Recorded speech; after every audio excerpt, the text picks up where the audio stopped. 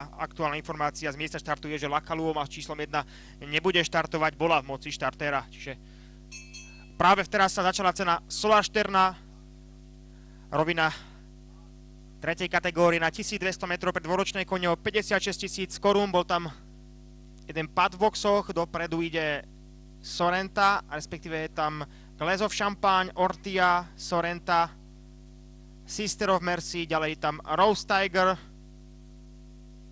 Peacemaker, Divinka, ešte pred ňou Honor of Gracie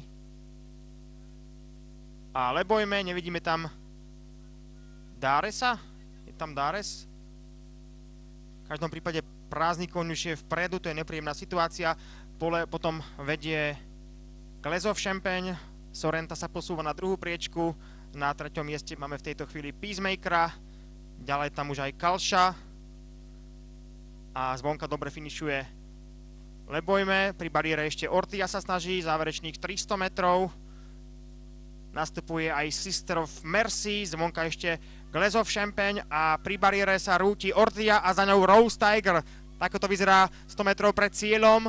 Ortia zdá sa využije tú situáciu a zvíťazí pred Sister of Mercy, ďalej Divinka, Honor of Gracie, Glass of Champagne, ďalej Nastia,